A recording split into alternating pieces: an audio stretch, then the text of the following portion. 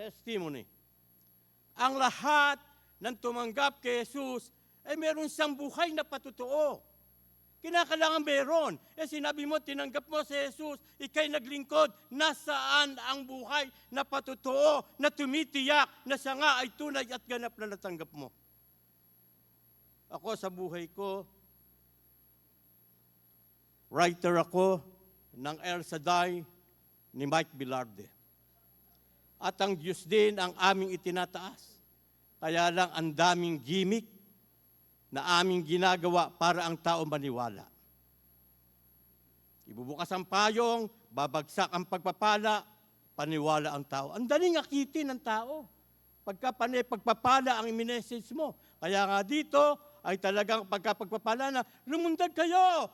Pagpapala, naku, lundagan, sumigaw kayo, haleluya! Naku, sigaw na haleluya! Meron pandudukot, eto! Saluhin niya, pagpapala! Yun naman, sasaluhin niya, wala po!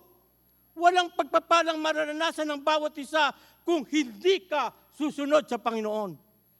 Yung pagsunod, ang kinakailangan natin. Hindi yung pag-asa doon sa pagpapala. Kapag ka sumunod ka, susunod ang pagpapala. Pero kapag ka hindi ka susunod, walang pagpapala. At makikita mo ang Panginoon kung paanong kumilos at gumalaw at siya mismo ang magpapakilala sa iyo kung ikay susunod sa Kanya. Kaya nga ang sabi ng 1:14:21, ang lahat ng tumatanggap ng aking utos at tumutupad nito ang siyang umiibig sa akin. Ang umiibig sa akin ay aking iibigin at iibigin rin ng aking Ama. At ako ay lubos na magpapakilala sa Kanya. Kaya sa bawat pagsunod natin, si Jesus ay nagpapakilala. Pero hindi ka naman sumusunod. Paano mo siyang makikilala? Nalililang ka lang ng dyablo. Nadadaya ka pa. Testimony. Sa buhay ko, writer ako ni Mike Bilarde ng El Shaddai. Namatay ang anak ko. Pumutok sa buong radyo, pinag-uusapan kasi yung anak ko ay nalunod at ang sinisisipan ng ibang announcer ay yung misis ko, Sister White Vicky. Diba? Lahat sila ay nagpuntahan, sila Jotaruk nagpuntahan. Alam nyo ba, yun ang pinakamatinding sitwasyon na pangyayari sa aking buhay. Nakaburol ang aking anak, nandoon ng makinilya, ginagawa ko ang material na gagamitin ng El Shaddai. Minamakinilya ko. Hinihintay ko na kahit isa ay meron dumalaw. Alam nyo ba, ipinapick up lang yung script. Hinalang dumalaw, kaya ako ay nagtampo. Hindi pa ako Kristiyano, bagamat kilala ko ang Panginoon. Hindi pa ako talaga nakakatanggap kay Kristo. Pero kilala ko si Kristo, na siya ay anak ng Diyos, di ba? Kilala ko talaga.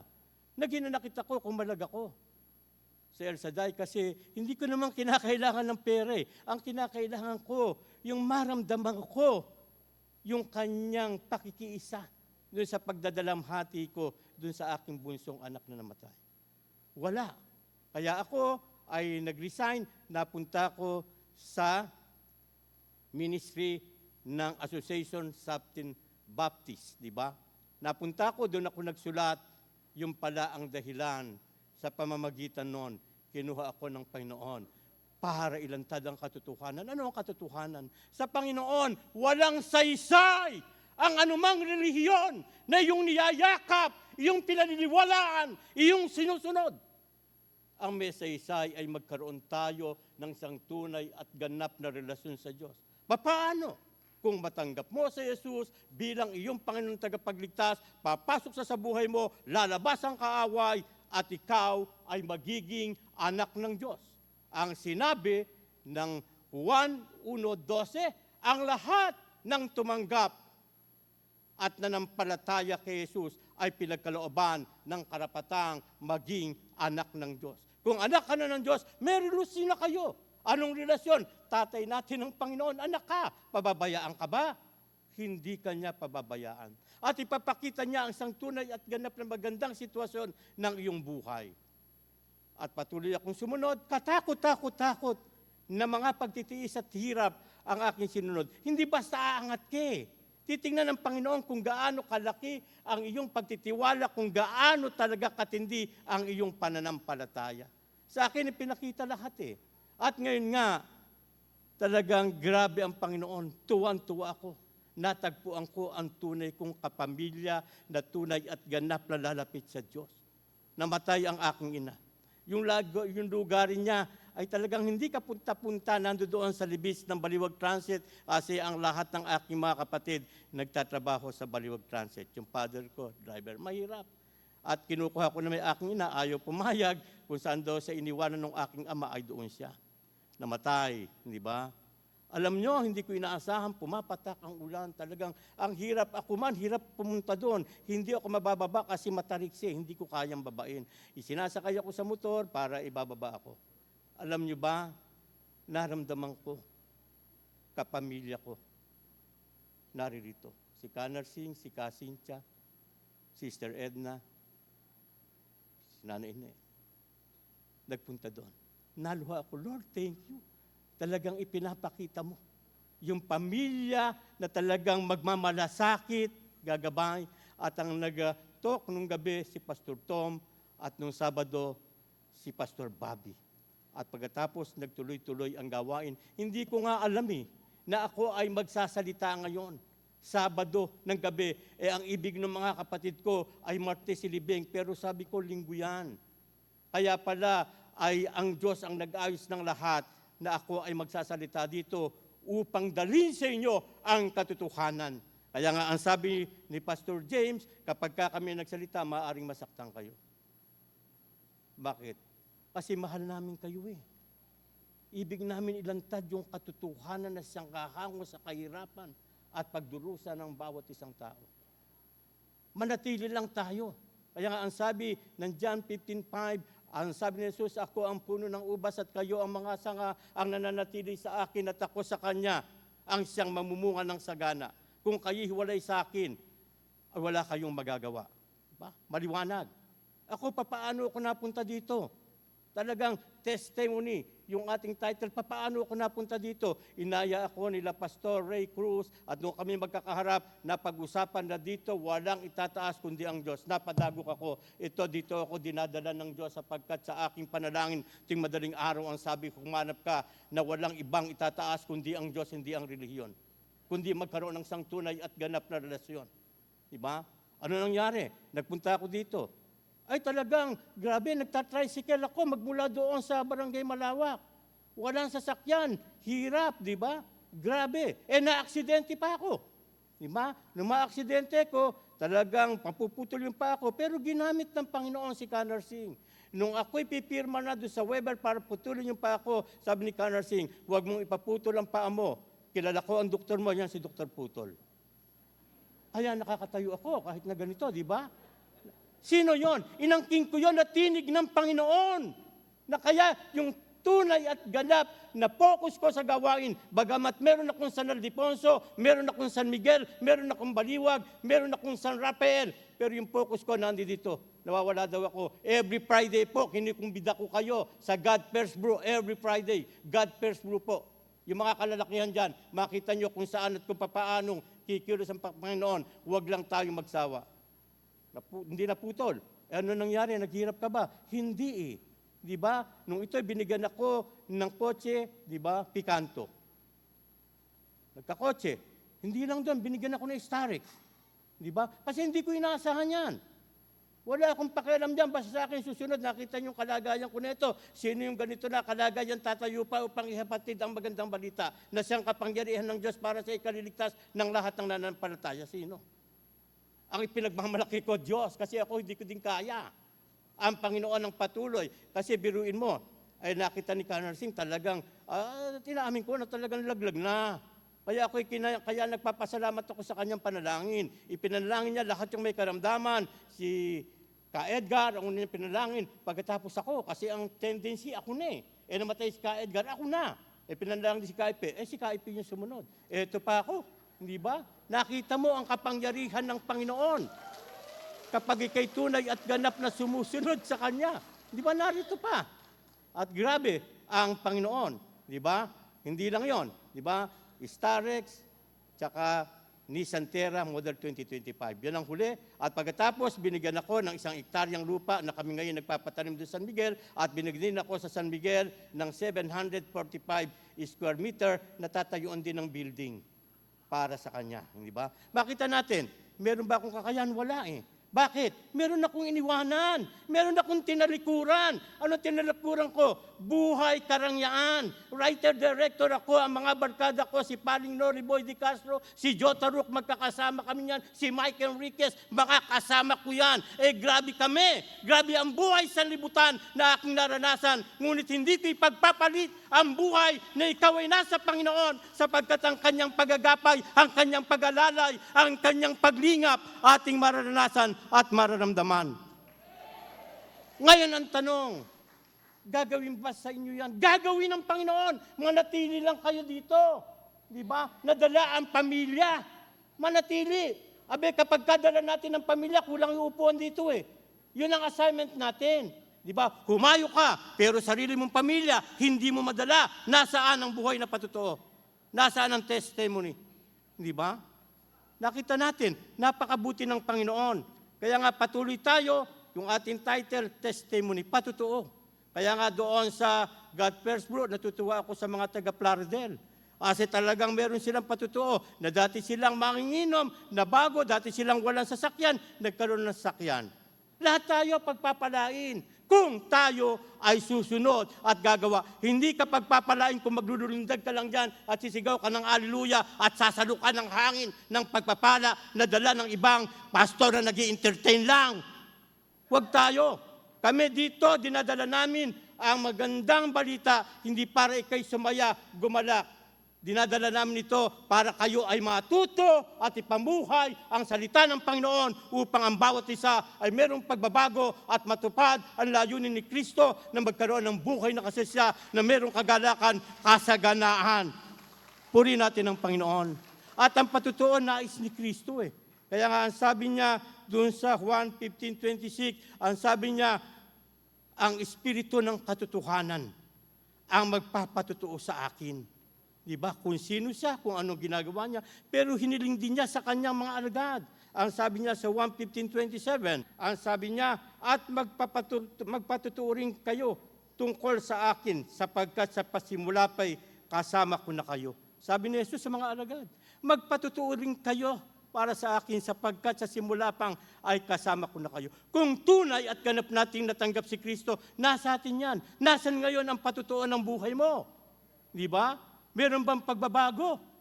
Meron mga bagay na nais ng Diyos na ipagkaloob at ibigay, pero hindi niya maibigay pagkat wala namang pagbabago sa iyong buhay.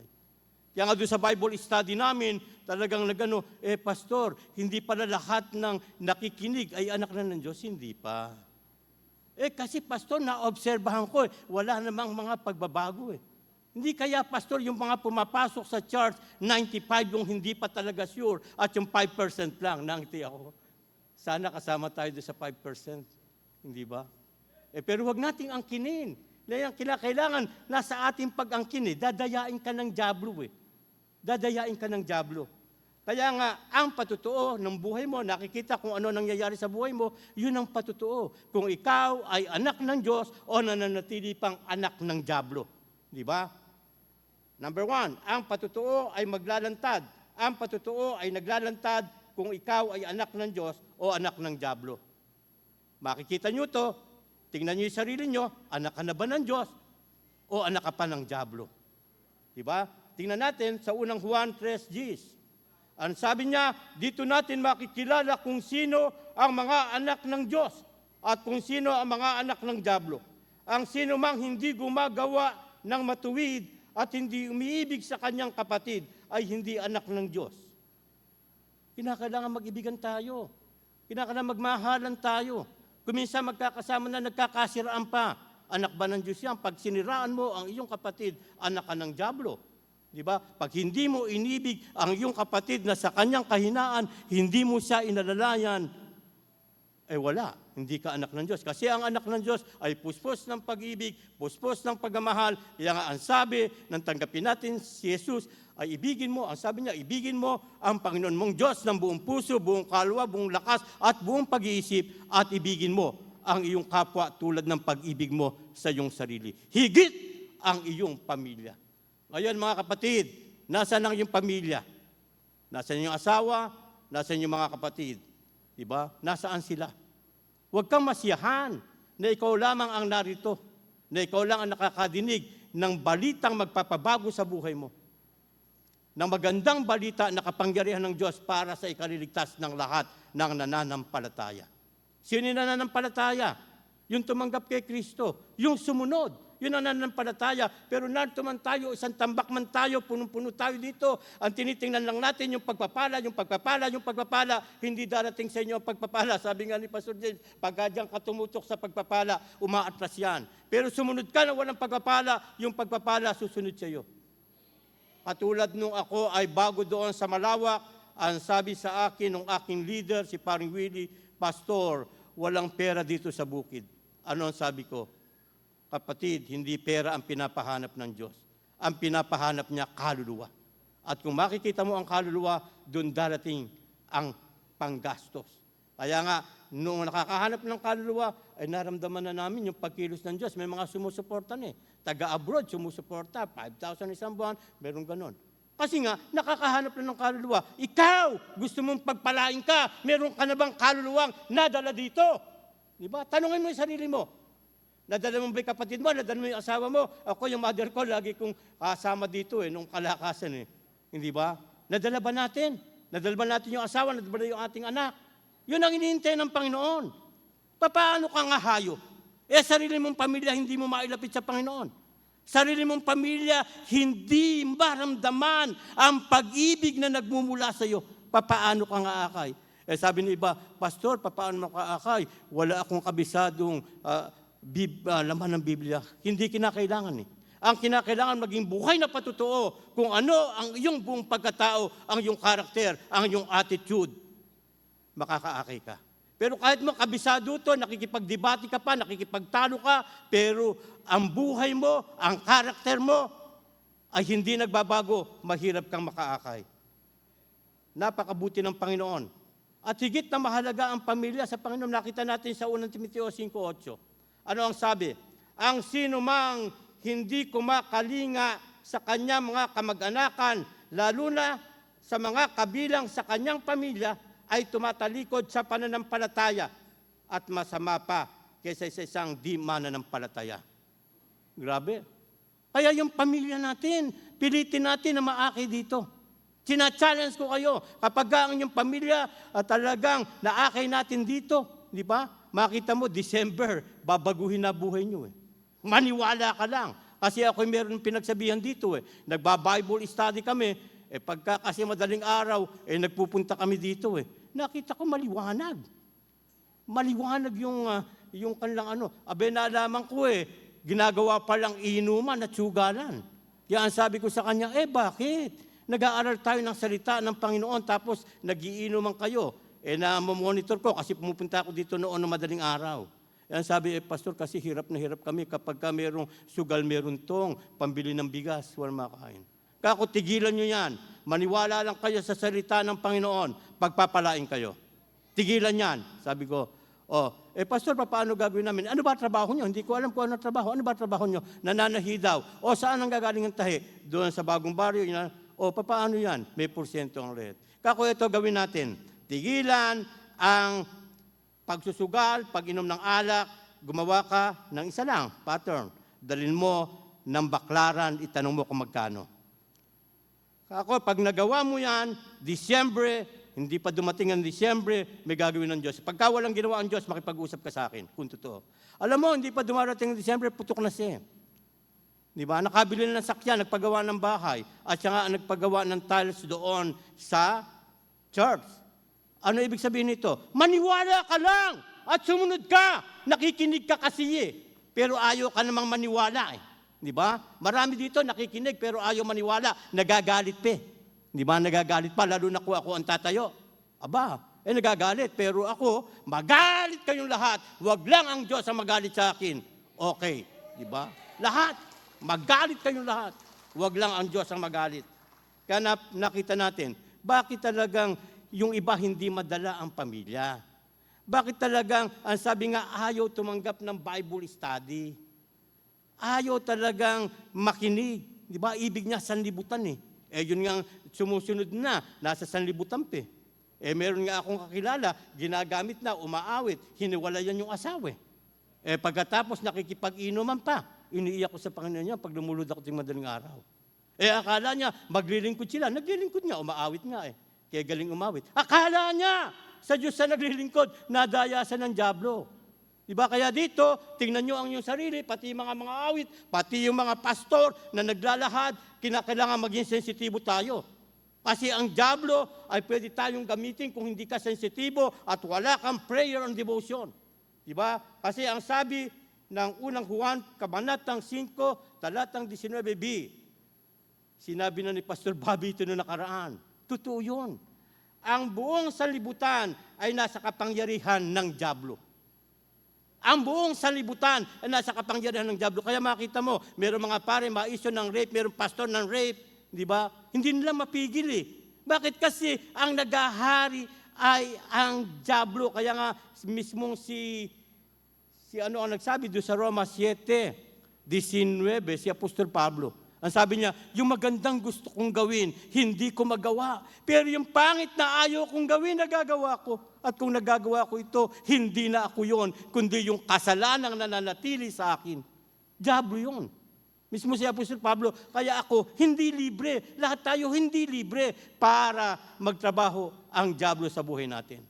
Pero kung alam mo na ngayon na talagang nagtatrabaho at iniwanan mo yan, di ba? At bumalik ka sa iyong pamilya, inasin mo yung pamilya, meron kasaganaan Kasi itong talagang kakilala ko na ito talagang mahirap din talagang binigyan ng pagkakataon ng Panginoon, nagkaroon ng maayos na trabaho. Naging dahilan. Ewan ko kung anong dahilan, si Lord lang nakakaalam. Pero tiyak na nadaya ng kaaway. Kasi yung mga turo na tinatanganan, ang kaligtasan hindi nawawala. Totoo yun. Hindi nawawala ang kaligtasan. Sinabi yan ng John 10:28. Ang sabi ni Jesus, binibigyan ko kayo ng buhay na walang hanggan, kailanman hindi kayo maano at hindi kayo maagaw sa akin. At ang 29, higit sa lahat ang aking Ama na nagkaloob sa akin sa kanila ay hindi papayag na maagaw. Hindi talaga. Ayaw talaga ng Diyos na maagaw. Ayaw ni Jesus na maagaw. Paano mangyayari? Ikaw ang gumawa Ikaw ang gumawa, ikaw ang tumalikod Kaya ang sabi ng Hebrews 6:4-6, ang lahat ng tumalikod, diba, nadayaan ng dyablo, na bumalik doon sa kanilang dati silang manginginom, bumalik dati silang nasa libutan, bumalik. Kaya i-check nyo yung sarili nyo, baka bumabalik na kayo. Doon sa dating bisyo nyo, delikado yan. Delikado yan. Diyan mawawala ang kaligtasan. Pero kung tunay at ganap mo tinanggap si Kristo, talagang sumunod ka, hindi ka tumalikod, kahit nagkasala ka, ligtas ka. Pastor naman, nagkasala, ligtas ka. Ang Bible na nagsasabi, saan? Sa unang Juan, kabanatang 2, talatang 1. Anong sinasabi? Ang sabi ni Juan, sinusulat ko ito sa inyo para hindi kayo magkasala. Ngunit, kung magkakasala kayo, meron tayong tagapamagitan si Jesucristo na hindi nagkasala. Meron tayong abogado sa Ama pag dumating yung paghukom. Mawawala ba? Hindi sa papayag. Huwag ka lang tatalikod. Di ba? Kaya napakabuti ng Panginoon. Ang buong sanlibutan ay nasa kapangyarihan ng dyablo. Ngayon, ano ang dapat gawin? Ano ang dapat gawin upang mapagtagumpayan ang kapangyarihan ng dyablo? Ano dapat gawin? Sabi na kinakailangan mamahay ka ang banal na espiritu. Totoo yun, pero ang sinasabi ng Santiago 4:7, ano sabi ng Santiago 4:7? Kaya nga pasakop kayo sa kapangyarihan ng Diyos. Ano ibig sabihin ng pasakop? Yung kalooban at kagustuhan ng Diyos ang ating susundin. Hindi kagustuhan ni pastor. Hindi kagustuhan ng bawat taong kumakausap sa iyo. Kagustuhan ng Diyos. Paano malaman ang kagustuhan ng Diyos? Sa pamamagitan ng magandang balita, ang Biblia. Lagi kayong makinig, magbasa, may prayer and devotion, ting madaling araw, yan ang ginagawa ko. Pero may tukso pa din dumarating sa buhay ko. Pero kinakailangan ay maging maayos tayo. Ang pangalawa, patutuo sa tiyak na kaligtasan at buhay na walang hanggan. Merong patutuo. Yung ating tiyak na kaligtasan. Di ba? Tingnan nyo to. Patutuo sa tiyak na kaligtasan at buhay na walang hanggan. Makita natin sa unang Juan, kabanatang 5, talatang 11. At ito ang patutuo, ipinagkaloob sa atin ng Diyos ang buhay na walang hanggan. Ito'y makakamtam natin sa pamamagitan ng kanyang anak. Di ba? Makamtam natin sa pamamagitan ng kanyang anak. Ngayon, kung kilala mo lang si Jesus, di ba kilala mo siya? Ako, kilala ko na araw eh. Bakit? Writer ako ni Cardinal Sin ng Radio Veritas. Pinakamataas na pari sa Pilipinas, naging writer ako niyan. At ako ang sumulat na kaanyo ng Diyos, na makita sa TV at sa radyo, kaanyo ng Diyos. Kaya yung mga kaparian nun ay hangang-hanga sa akin, anointed ka, Brother Pio. Ay inangking ko, anointed nga ako eh. Ang yabang ko, liyad ng dibdib ko. Nabarkada ko yung mga pare. Yung mga pare naman, pagdating ng hapon, nagiinuman kami, nasa beer house kami. Doon ko nalaman na meron din pala silang pamilya na nakatago lang. Eh sa Lord ba? Nakalantad dyan. Lahat ng bagay natin nakalantad dyan. Kaya kinakailangan maging matatag tayo at talagang pasakop tayo sa Panginoon upang pagtagumpayan ang lahat ng bagay. Patutuo sa tiyak na kaligtasan, buhay na walang hanggan. At ito ang patutuo, ipinagkaloob sa atin ng Diyos ang buhay na walang hanggan, ito'y makamtam natin sa pamagitan ng kanyang anak na si Jesus. Eh papaano kung kilala mo lang siya? Hindi mo naman siya natanggap. Ano mangyayari? Wala din. Kaya nga ang sabi, nakita natin, at binigyan na ito ni Pastor Larry, di ba? Yung aming sabi ko, Lord, talagang grabe ka mangusap. Hindi ko alam mga message nila, pero pagdating ng dulo, magtatagpo eh. Di ba? Magtatagpo. Ang sabi ng Juan 5:12, ang sinumang pinananahanan ng anak ng Diyos, ano yung pinananahanan? Tinitirhan. Ang sinumang pinananahanan ng anak ng Diyos ay may buhay na walang hanggan. Ngunit ang hindi pinapanahanan ng anak ng Diyos ay hindi makakaranas ng buhay na walang hanggan. Diba? Ang pinananahanan o tinitirhan ng anak ng Diyos ay may buhay na walang hanggan. Ngunit ang hindi tinitirhan o pinananahanan ng Diyos ay hindi magkakaroon ng buhay na walang hanggan. Ngayon, ang tanong, sino yung pananahanan ng anak ng Diyos? Sino? Lahat lang tumanggap. Lahat lang nang tumanggap. Kaya siya patuloy na kumakatok. Pagka kumakatok, nasaan? Nasa labas. Ibig niya makapasok sa oras sandali ito. Lahat ng naririto na medyo duda pa doon sa kanyang pagtanggap kay Kristo, naniniwala siya, pero walang nangyayari sa kanyang buhay. Walang buhay na patutuo. Pakinggan nyo, kumakatok si Jesus. Kumakatok siya sa inyo, sa inyong puso, sa inyong dibdib. Ano ang sabi niya? Nakatayo. Nandiyan katabi natin. Nakatayo ako at kumakatok sa pintuan. Kung diringgin naman ang aking tinig at bubuksan ang pinto, papasok ako sa kanyang tahanan at kakain kaming magkasama. Papasok, dito pa lang. Hindi literal na sa pintuan ng bahay, ng may bahay, para pumasok ang Bible study. Dito ang pintuan ng puso mo, nais ng Panginoon na siya'y pumasok, kaya siya'y kumakatok. At kung ikay magbubukas, papasok siya. At ang sabi niya, kakain, sabay mo siyang kakain. Ano kakainin? Litsong baka? Piritong manok? Hindi. Ano kakainin? Espiritual. Maunawaan mo, kapag kasi pumasok dito, sabay kayong kakain, ipapaunawa niya sa iyo ang magandang balita at ang bawat salita na kapangyarihan ng Diyos para sa ikaliligtas ng lahat ng mananampalataya ay papasok sa iyo at maunawaan mo at magkakaroon ka ng isang tunay at ganap na pagsunod. Kasi kapag hindi mo naunawaan, narinig mo lang, nagandahan ka lang, pumalakpak ka, lumundag ka pa eh. Pero paglabas mo dito, wala nang saysay. Walang ginawa. Pero kung si Jesus ay papasok sa iyo, nandiyan siya at pagpasok niya, ang banal na Espiritu ang siyang mangangalaga sa atin upang tayo ay magkaroon ng isang tunay at ganap na katatagan sa buhay. Ngayon, ibig mo bang matiyak na ikay merong kaligtasan? Ibig mo bang matiyak na si Kristo ay maninirahan sa iyo? Ibig mo bang matiyak na yung layunin ni Kristo na magkaroon ka ng buhay na kasaysayan na merong kagalakan at kasaganaan? Kung nais mo yan, inaanyahan ko kayong tumayong lahat. Tumayo po tayo.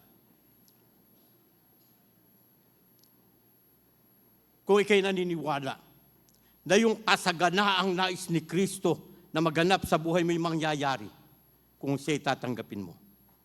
Kaya iyuko natin ang ating ulo, ipikit ang ating mata, damahin ang presensya ng Panginoon. Mahal na mahal ka niya. Kahit ano pang kawalangyaan ang ginawa mo, nais niya na ikaw ay kanyang patawarin. Nais ni Kristo na makapasok sa puso mo. Kung iyan ang nais mo, sabayan mo ang panalangin ito. Narito ang panalangin. Dakilang Ama sa langit, na may gawa ng langit at ng lupa at ng lahat ng bagay sa sanlibutan ito. Naniniwala ako sa iyo at nananalig. Ipinagkaloob mo ang iyong bugtong na anak upang lahat ng manampalataya dito ay hindi mapahamak at magkaroon ng buhay na walang hanggan. Jesus, naniniwala ako na ikaw ay anak ng Diyos na nagkatawang tao upang ang lahat ng tao na anak ng tao ay maging anak ng Diyos. Naniniwala ako, Jesus, na ikaw ay ipinako. Binayaran mo ang lahat ng kasalanan ng tao sa sanlibutan, kasama sa binayaran mo ay ang kasalanan ko.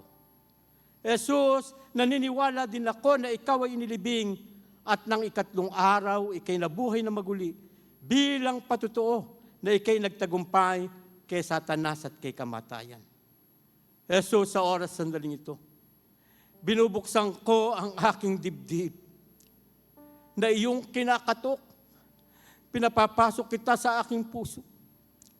Madami kong mga alalahanin, suliranin, karamdaman, hindi ko kaya.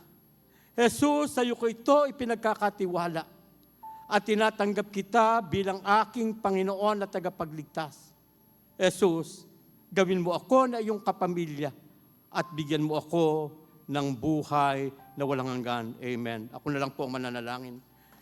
Dakilang Ama, maraming salamat po sa bawat salita. Dakilang Ama, na dinala mo, Opo, dakilang Ama, sa bawat isa na mga olo ng banal na Espiritu makakilo sa kanilang buhay, magmula dulo ng buhok ng kanilang ulo hanggang dulo ng kanilang paa, ang lumuko ba yung banal na Espiritu na sa kanilang pag-uwi sa tahanan, mangusap ang banal na Espiritu na magkaroon ng isang tunay at ganap na pagsunod sa iyo, dakilang Ama, sa ngalan ng iyong anak na si Jesus, at mangusap din, Opo, dakilang Ama, sa bawat isa na ang kanilang pamilya, Opo, dakilang may maakay na upang maranasan ang buhay na kasasayan na mayroong kasaganaan. O dakilang Ama, hinihiling ko, Lord, yung tunay at ganap na sumabay ng pagtanggap na totoo sa kanilang puso. Hinihiling ko ang lahat ng pangalan na isulat sa aklat ng buhay upang pagdating ng takdang sandali sa iyong kalangitan, kami magkasama-sama na wala ng kalungkutan, walang pagluha. Ikaw pa ang papay. Dakilang Ama, maraming salamat. Habang kami narito sa libutan, O Lord Ama, ay kami iyong patnubayan sa pamagitan ng banal na Espiritu na lagi naming mapagtagumpayan ang kapangyarihan ng dyablo na winawasak at dinudurog ko sa pangalan ni Jesus. Sa pangalan ni Jesus, ang katagumpayan ng iyong gawain nangyari at naganap. At lahat ng katagumpayan mararanasan ng bawat isang susunod at mananalig sa iyo. Ama, ito nga, Lord, ang aking samo at manalangin. Mangyari po ang lahat ayon po sa iyong kalooban sa ngalan po ng iyong anak na si Jesus. Ang lahat ay magsalita ng Amen. Amen.